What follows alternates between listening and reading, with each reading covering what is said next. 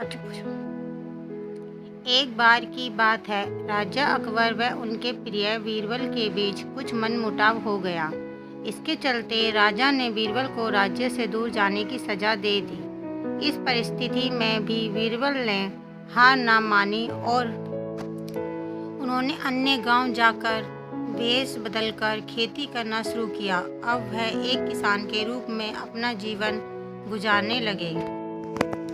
शुरू में तो राजा अकबर के लिए सब कुछ सामान्य सा था, लेकिन कुछ ही दिन बीते थे कि राजा को अपनी गलती का एहसास होने लगा। वह अपने दैनिक दिनचर्या में बीरबल को याद करने लगे थे। जब भी उनके समक्ष कोई मुश्किल परेशानी आती तो उन्हें बीरबल की कमी खूब खलती थी। एक दिन राजा अकबर से रहा न गया। उन्होंने अपने सेनापति को बुलाया और उन्हें बीरबल को ढूंढ लाने का आदेश दिया। राजा की आज्ञा अनुसार हर गांव, हर गली में बीरबल की खोज शुरू की गई। सभी सैनिकों ने हर एक कोना छान मारा, लेकिन वह बीरबल को ढूंढ ना सके। राजा को जब इस बात की जानकारी मिली तो वे बड़े निराश हुए। अब बीरबल से मिलने की उनकी बेचैनी और बढ़ने लगी थी। अचानक राजा के मन में एक उपाय आया। उन्होंने आदेश दिया कि सभी गांव के मुखिया को संदेश भेजा जाए कि उन सभी को एक बर्तन के अंदर बुद्धि डालकर राजा को भेजना होगा।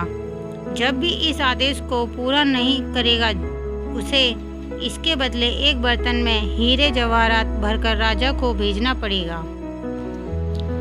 सभी गांववासी राजा के इस अजीबोगरीब आदेश को सुनकर परेशान थे।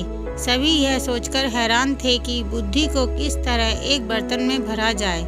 बुद्धि तो सभी के पास उपलब्ध थी, लेकिन उसे किस तरह एक बर्तन में डालना है, यह सोचकर सभी परेशानी में थे। ऐसा न कर पाने की अवस्था में उन्हें उसी बर्तन को कीमती हीरे जेवरों से भरना था, जो कि इससे भी बड़ी समस्या थी। वहीं जिस गांव में बीरबल एक सामान्य किसान का वेश बनाकर रह रहे थे, वहां भी राजा का ये आदेश चर्चा का विषय बना हुआ था। गांव के सभी बड़े बुजुर्ग निराश होकर बैठे हुए थे कि वहां बीरबल आए और उन्होंने कहा कि वह इस समस्या का समाधान निकाल सकते हैं। पहले तो किसी को भी इस बात का यकीन नहीं हुआ, लेकिन उनके पास बीरबल पर विश्वास करने के अलावा और कोई रास्ता नहीं था।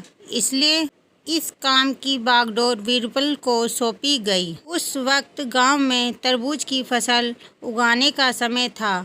बीरबल ने तरबूज के पौधे की एक बेल को एक बर्तन में डाला।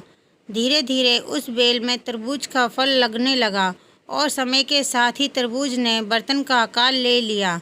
जैसे ही बर्तन तरबूज से पूरा भर गया, बीरबल ने बेल को फल से अलग किया और उस बर्तन को तरबूज समेत राजा के दरबार में भिजवा दिया।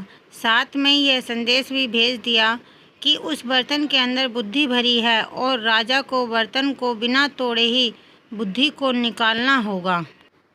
जैसे ही राजा ने तरबूज से भरा हुआ बर्तन देखा, निकालने की शर्त सुनी, तो उन्हें यकीन हो गया कि ऐसा विचार केवल बीरबल का ही हो सकता है।